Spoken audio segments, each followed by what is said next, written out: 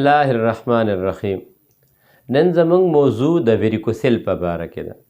هغه سړي چې کومو سړو ته د ویریکوسیل شکایت وي نو آیا دوی ته پته څنګه لګي او دې کې حمل ولې نه کیږي؟ دا یاد ساتئ، ویریکوسیل دا یو داسې بیماري ده چې د اګو نه د سړي جراثیم چې کوم وي دا په اګو کې وي.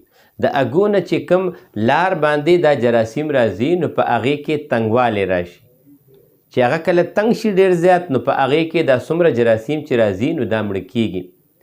چې کومو کسانو ته د ویریکوسیل شکایت وي نو د هغې کله جراثیم 70 راشي، چې یو میاشت بعد بیا ټیسټو کې بیا 30 ته راغلي وي، چې بل ځلو کې بیا 25 ته راغلي وي، او هغې کې RBC رډ بلډ سیل هم ډېر زیات وي او پس سیل هم پکې ډېر زیات وي.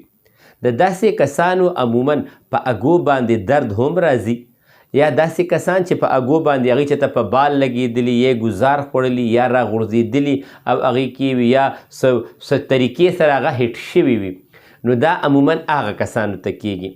د خوراک لحاظ سره چې کوم کسان روجه، مرچکې، چرګوټې، برګر، فاست فوډ، ګرم څیزونه، چټپټي او تلي هوي څیزونه یا مرچکې او پیپسي ډېر زیات استعمالوي نو دا عموما هغه کسانو ته کیږي. د دې اپریشن نه علاوه مکمل د دې علاج شته. هغه کسان ماله داسې کسان راغلي چې 3 ځلې اپریشن کړی د فایده یې نه ده شوې. مکمل علاج یې موږ سره شته، الله تعالی به مکمل ټیک کوي 2 نه 3 میاشتو کې، او د اګو دا دردونه به انشاءالله تعالی زیات نه زیات چې کله دوی یو هفته دوی وخوري دردونه به یې نه، په ړومبي دویم خوراک سره به الله تعالی ښه کافیه د پورې ټیک کوي. حمل به هم کیږي، اکټیو جراثیم به هم زیاتیږي، پس سیل او RBC دا دواړه به هم ختمیږي. نو چې کومو کسانو ته چا سکروټم الټراساونډ کړي وي او د هغې لکه دا به پته څنګه لګي؟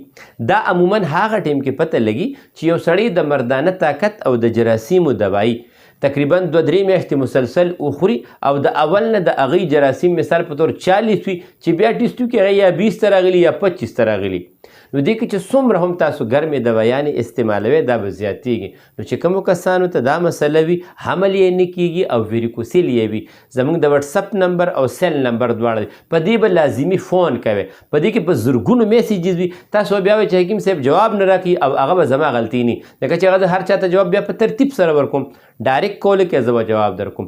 0333 91 38 479 0333 91 38479 په دې فون باندې رابطه وکړئ او الله تعالی به خپل فضل کوي. السلام علیکم.